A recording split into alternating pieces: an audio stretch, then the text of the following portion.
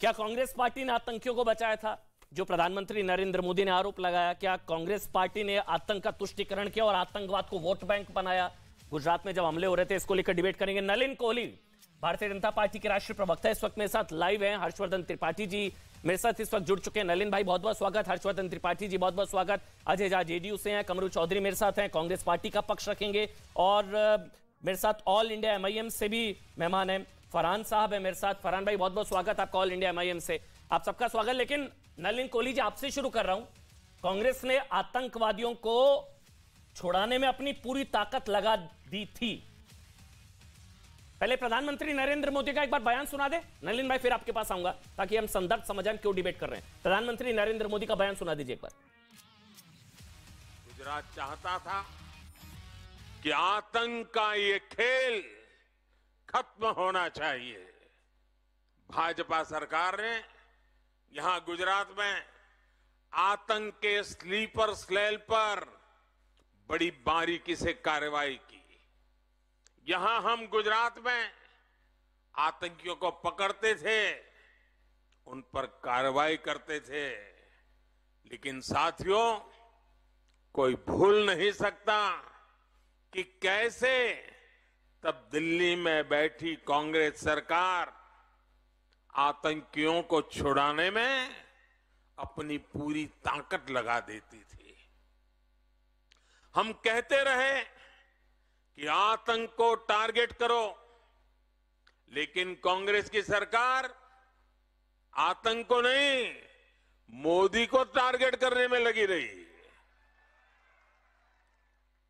परिणाम यह हुआ कि आतंकियों के हौसले बढ़ते गए। देश के हर बड़े शहर में आतंकवाद सिर चढ़कर बोलने लगा। आप याद करिए, दिल्ली में जब बाटला हाउस एनकाउंटर हुआ तो कांग्रेस के नेता आतंकियों के समर्थन में रोने लगे, रोने। कांग्रेस आतंकवाद को भी वोट बैंक की नजर से देखती है, तुष्टीकरण की दृष्टि से देखती है। और सिर्फ कांग्रेस ही नहीं है, अब तो ऐसी भांति भांति के दल पैदा हुए हैं। ये दल भी शॉर्टकट की राजनीति में यकीन करते हैं। अब देखिए, बाटला एनकाउंटर पर कौन रोया था नलिन भाई, ये तो हम सब जानते हैं। आंसू बहे थे, कांग्रेस के नेता ने बताया था कि सोनिया जी रोई थी। लेकिन आतंकियों को छुड़ाने में पूरी ताकत लगा दी थी। किसको छुड़ाया कांग्रेस पार्टी ने नलिन कोहली, या किसको छुड़ाने में पूरी ताकत लगा दी थी? अमन जी, अमन भाई, कांग्रेस के इतिहास पे अगर आप जाएंगे और जो आज माननीय प्रधानमंत्री जी ने कहा है वो ये है कि हमेशा नरम रुख रहा।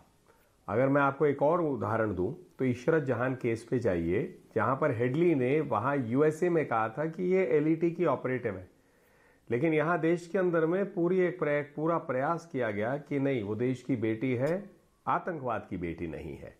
और ये बात जब उसकी पुष्टिकरण हो चुका था विदेश में भी, और एलईटी ने खुद उसे अपनी बेटी के रूप में स्वीकारा था, तो ये एक सोच और मानसिकता की तरफ है कि आप जो है सॉफ्ट जाते हैं। मतलब अगर आप नरम रुख से काम करें, कांग्रेस पार्टी पे जो आरोप लग रहा है कि नरम रुख से वोट बैंक की राजनीति को चलते हुए उसके मद्देनजर नरम रुख से आतंकवादियों के खिलाफ काम ना हो।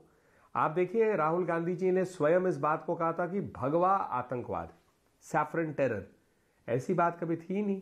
एक वहां उदाहरण क्रिएट करने के प्रयास किया गया कि भाई एक नैरेटिव बने जिसमें कहा जाए कि हिंदुओं में भी आतंकवाद की सोच रहती है, उसका आतंकवाद का प्रयोग किया जाता है। तो इसीलिए ये कांग्रेस की सोच की प्रति है, और बाटला हाउस उसका एक उदाहरण है। कई उदाहरण और मैंने आपको गिनाए। किसको छुड़ाने की कोशिश की, कुछ बता सकते हैं आप?